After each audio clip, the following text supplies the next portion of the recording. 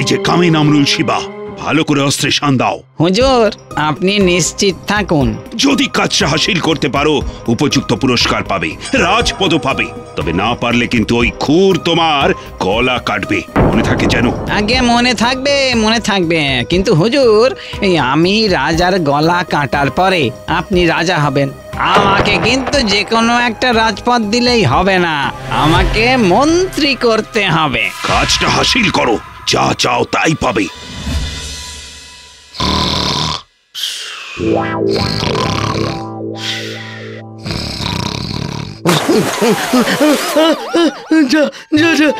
বৃষ্টিতে সব ভিজে গেল। আরে আমি তো বাড়িতে, ছাদ ফুটো হয়ে গেল নাকি?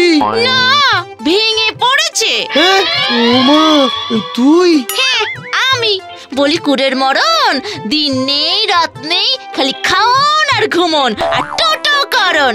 আর কতদিন আর কতদিন এই সংসারের বোঝা আমি একা ঠেলবো শুনি? একটু ঘুমোচ্ছিলাম। একটু? হ্যাঁ একটু? তুমি গেলে তুমি? যাই।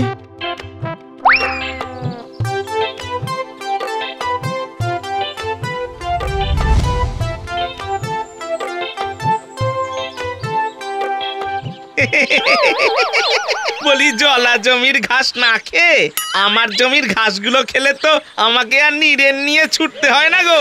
এই নিজের কাজে যাচ্ছিস, যা না। হ্যাঁ, আমার পিছনে এসে গুটুর করছিস কেন রে? যা। সবাই কেমন কাজ করে, কিন্তু আমি যে কি করি, কোনো কাজই করে উঠতে পারি না।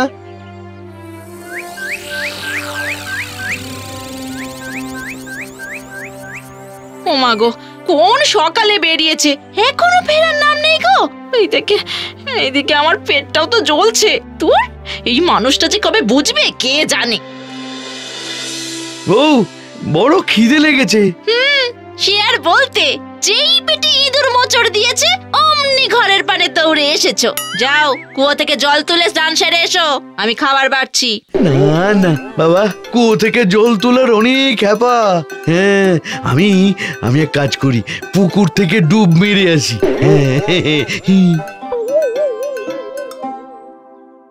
বলি, কত লোকে তো কত কাজ করে।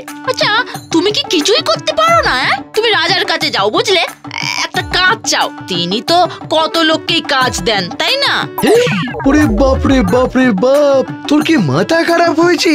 আমি যাব রাজার সামনে? আবার খাওয়া ছেড়ে উঠলে কেন? বসো। আমি বলছিলাম, কত লোকে তো কত কিস্সা কাহিনী শুনিও কত টাকা পুরস্কার পায় শুনেছি। তা তুমিও যাও না গো, কিছু একটা শোনাও রাজাকে, যাও না। তুই কি কথাই না বললি। আমি কি গল্প বলবো তাকে? হ্যাঁ, কি গল্প? কত বড় বড় মানুষ রাজার কাছে যায় জানিস? হ্যাঁ, না, ওসব আমি পারবো না। উফ, কি কপাল করেছি, কিছুতেই কিছু করাতে পারি না।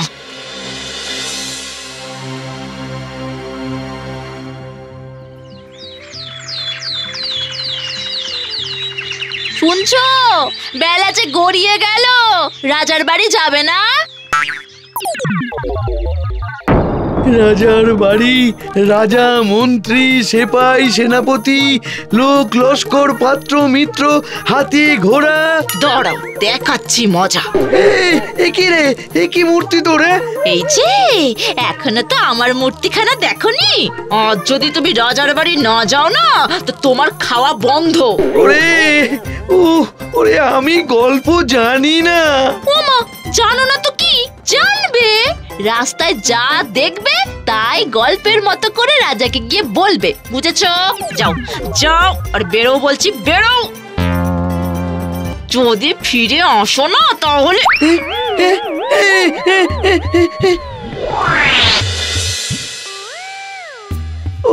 হায়, কি যে দেখি আর কি যে বলি।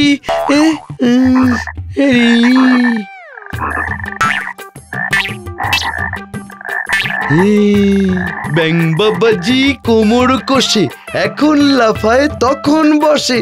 ব্যাং বাবাজি কোমর কষে, এখন লাফায় তখন বসে। বেজি মশাই পেতেছে ওত, মুখেতে ডাক ঘতর ঘত। ব্যাং বাবাজি কোমর কষে এখন লাফায় তখন বসে, বেজি মশাই পেতেছে ওত, মুখেতে ডাক ঘতর ঘত।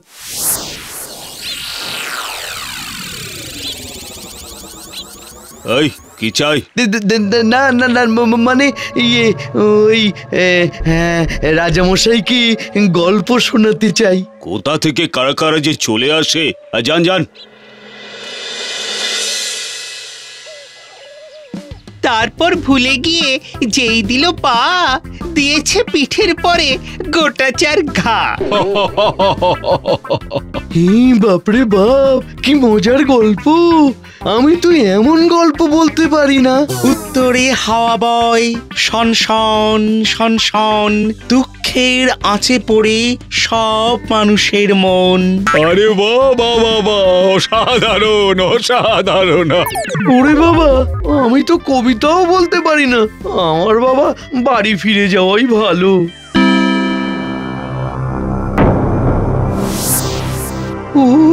হয়তো বউ এখনো পথে দাঁড়িয়ে আছে। না, রাজার কাছে কিছু না বলে গেলেই আজ কপালে দুঃখ আছে।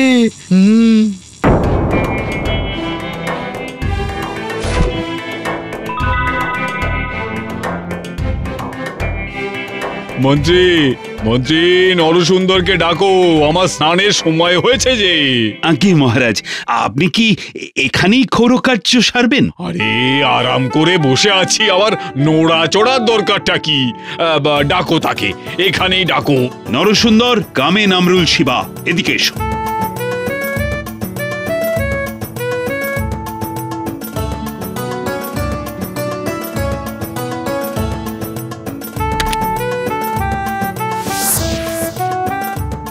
রে তুই কে?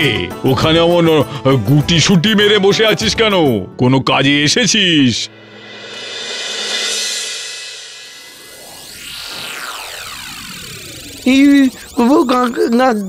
আগে মানে না, একটা কবিতা। তা বেশ তো, শুনি। ও নরসুন্দর শিবা, তুমি তোমার কাজ শুরু করো, আর তুমি বলো হে। ব্যাং বাবাজি কোমর কষে এখন লাফায় তখন বসে, বেজি মশাই পেতেছে ওত, মুখেতে টাক ঘতর ঘত। হ্যাঁ, এই থামো থামো, তুমি কি বললে? আর একবার বলো দেখি। ব্যাং বাবাজি কোমর কষে এখন লাফায় তখন বসে, বেজি মশাই পেতেছে ওত, মুখেতে ডাক ঘতর ঘত। এ তো পণ্ডিতের মতো কথা বলে, মানে ছদ্মবেশ, আমার কাছে গোপন রাখার জন্য। যেসব কথা বলছে, মস্ত মস্ত গণক ছাড়া তো কেউ এর অর্থই বুঝতে পারবে বলে মনে হয় না। তারপর তারপর তারপর এই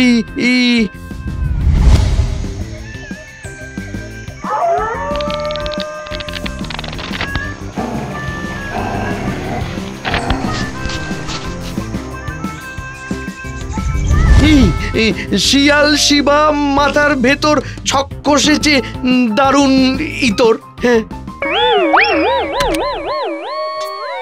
আমাকে আমাকে ক্ষমা করুন মহারাজ, আমার কোনো দোষ নেই। সব ওই মন্ত্রীর। তিনি আমাকে বলে দিয়েছিলেন ওই কৌরকার্যের সময় খুর দিয়ে আমি যেন আপনার গলাটা কেটে দিই। বিশ্বাস করুন, সত্যি আমার কোনো দোষ নেই, আমাকে মাফ করে দিন।